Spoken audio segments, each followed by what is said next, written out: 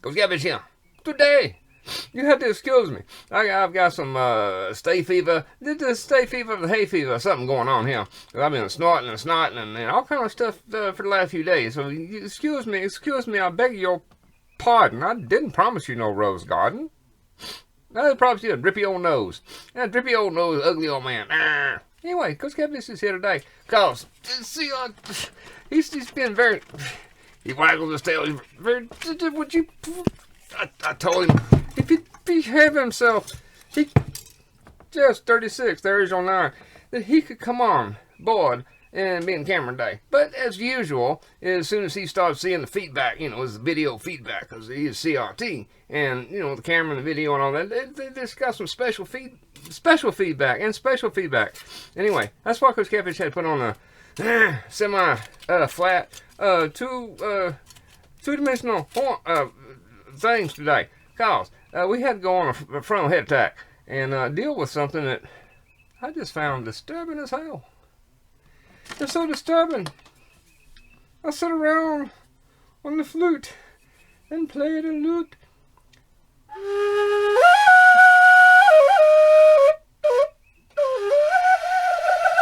And it just went off sour. That's why I figured I had to talk about it, cause this something is very disturbing.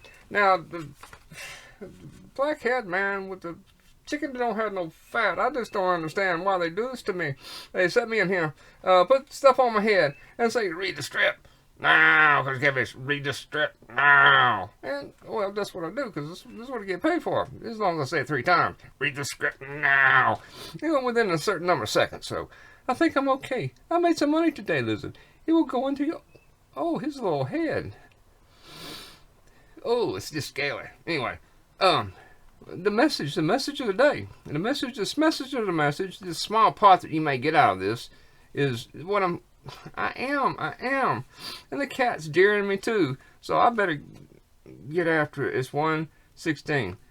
Okay, you are paying and working, giving your blood, sweat, and your very life to build the infrastructure that will replace you. And you do it with such glee. Hey. Now, that wasn't in there. I added that because when you say something like that, if you know what to say, you are paying and working, giving your blood, sweat, and tears and your very life to build the infrastructure that will replace you. And you do it with glee. Like that TV show. Coach Kevin didn't watch anything like that. But it's just the glee. The glee of the he. He is the glee. Anyway, Jackie Gleason. Gleason was good. He was funny, old man. He's sort of nasty, but anyway, Coach Catfish appreciate his acting ability because he got up there and got paid to do what he did. This is a sign of acute mental illness. Well, if you look at some things and read the DMS 2.4 or whatever the hell the newest one, they say putting two-dimensional horny things on your head and trying to reflect CRTs would be a sign of acute mental illness too. But see, the thing is, I'm doing this on purpose to show you that how it's just silly that some of this here stuff is. Because what's being done, now I'll tell you just a minute.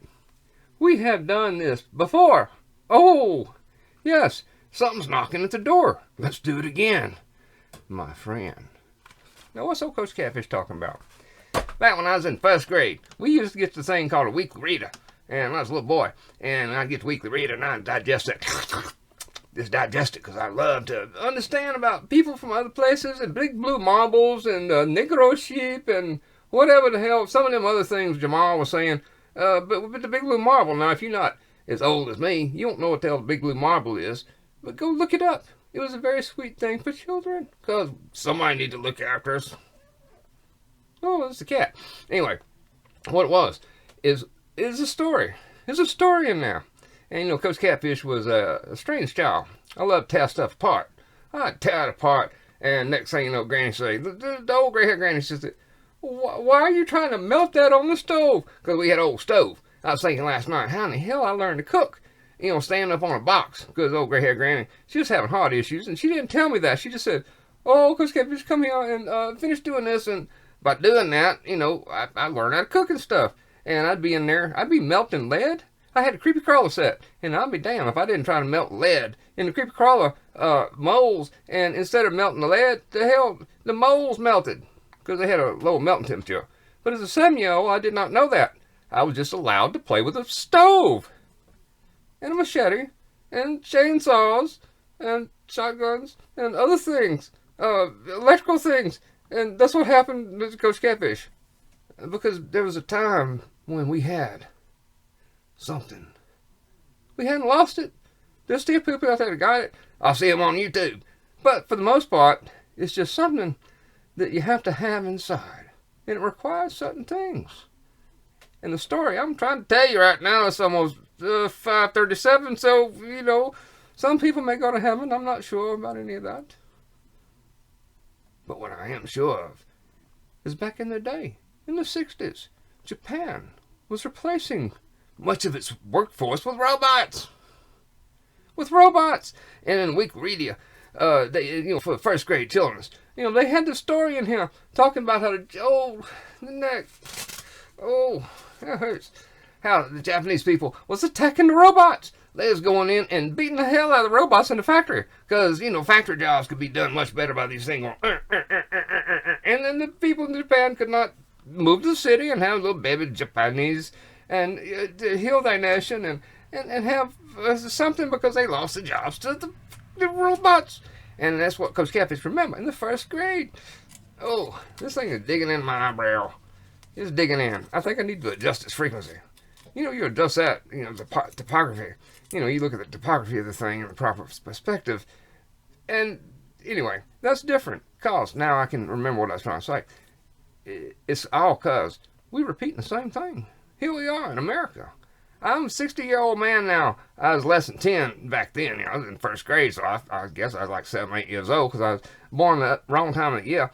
Well, they hold you back or hold you up, whatever you call it, because you could not start till you're 7 years old. Hell, anyway, I was a December baby. Oh, scorpion. Anyway, that means nothing. I just thought it was partial to the story because then people got all scorpion on the robots. And it was a very bad thing for many, many years. And then over time, you know, 50-something years later, the Japanese people have learned to embrace the robots. Embrace the robots and maybe embrace them in a more understanding way than what I think. You know, they're not mounting submachine guns on them and sending them out. And my concern is what I see with some of these things here that we got is we is promoting robot, and at some point there may be an uprising of the human being out here in America. Cause it just seems that history repeats itself, and all I can think of, it was a real issue. I'm sorry. I can tell you that I haven't been snotting a lot, and I apologize for that, but it should not keep me from talking, just snotting a lot and talking. Oh, I don't know if I want to drink that now. Yeah, I just kept joking. I did not hawk in my water. Or maybe I did a little bit. Anyway, what I was thinking is, I think at some point there will be a human uprising. Because it did back in Japan, and this is true. I'm not poo-pooing you. This was a story in Weekly Reader, and I took it hard because since I was a smart kid and, you know, had the evil genius thing going on, I was always thinking about the robots and the robots and, you know, what we could do with putting technology together. And what I finally realized is, hell, that's anti-human. That's just all that is. It's anti-human. And that's all I can say from a lifetime of being a sieve of information and history and stuff like that. So what I say is history repeating itself. Except I'm not sure that was here on this here continental shelf. Well, you know, same thing as the poo-poo the robot. You know, that's part of my first actual name. No, German grandma used to say, Robot, Robot, Robot. And I was like, yes, it is me, Robot. No, this is German people. That's the way she talk. I think that's why you say Robert in the German language is Robert, Robert, Robert. Anyway, that was just very strange. And here we are, facing it again. My friend, is there ever an end? Beep snack, wake up. You paying, you working gleefully to execute yourself and actually That's a Hebrew word. This is shellac. You've been shellacked on your act. You are shellacked. You've been kicked out. And the thing is, you're kicking yourself out because you're working hard. You're good people. That's the problem. That's what makes it so difficult for Coach Catfish, and that's why I put stuff on my head. Keep CLT out so I can talk to you even though it looks funny. I know it does. We have to understand. There's a thing about man. From the monkey to the man gets out of hand. Then what do we do with the man? Well, I think the man could have a very, very good place in the history of the universe. It would just wake up and smell the coffee. You know, it's funny. Co-opted words. The co-opted words I must be spared twice when I have to speak this long. Gets taken away. And woke. Hell, first time I heard about woke, I thought, oh, hell yeah, people finally waking up to what's happening to them. There's people snacks. No, it was just the opposite. And that's when I realized what was happening. It was an inversion. An inversion of the version. Of the word. Of all words. Reality. There is duality. Be careful. People snack. Be a snacking people. Wake up. Not woke up. Wake up. Don't break up. Anyway, Coach Catfish out. It's preparation day. Somebody got to say something. And the preparation day is very important. That's when we rest. And rest in the y'all. And anyway, then I can take all this hill stuff off. And, throw off the cares of the world. And not worry about paying for something to replace me. The euthanasia. There's good people. They're coming for us. Anyway, they're helpful. Very helpful. The euthanasia. Very good people. Anyway, Coach Catfish out of here. Crazy, y'all.